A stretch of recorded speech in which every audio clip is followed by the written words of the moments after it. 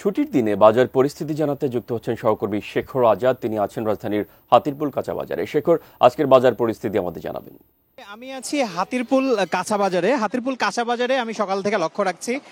হাতিরপুল কাঁচা বাজার থেকে আমরা ক্রেতা বিক্রেতার সাথে কথা বলে যে বিষয়টা আমরা জানতে পারছি সেটা হচ্ছে গত এক মাস যাবতই যেই কাঁচা বাজারের যে একটা চড়া দাম, সেই চড়ার দামটা কিন্তু অব্যাহত আছে, কোনো রকম কমেনি। এখন বিশেষ করে যে শীতের সবজি, শীতের কিছু সবজি বাজারে উকি দিচ্ছে, যেই সবজিগুলোর দাম আসলে আকাশচুম্বী বলা চলে।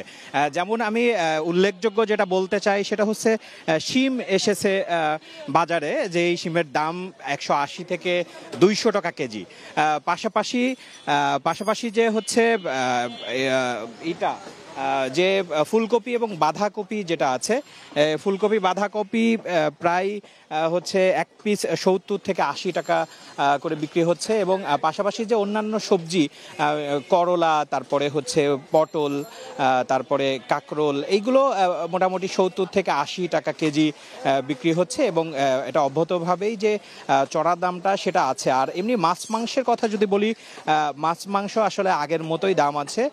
গরুর মাংস 750 থেকে 800 টাকার মধ্যে বিক্রি হচ্ছে, এবং মুরগি বিক্রি হচ্ছে, ব্রয়লার মুরগি 160 থেকে 180 টাকা। এবং হচ্ছে মাছের বাজারটা একটু আমরা হচ্ছে গত সপ্তাহ থেকে আমরা দেখছি যে 10 টাকা 20 টাকা কেজিতে কমেছে। ইলিশের দামটা যে 1 কেজির উপরে যে ইলিশটা সেটা হচ্ছে 2300 টাকা কেজি, এবং 1 কেজির নিচে যে ইলিশটা সেটা 1600 টাকা কেজি বিক্রি হচ্ছে। মাহাদি, এই ছিল কাঁচা বাজার থেকে আমার কাছে সর্বশেষ।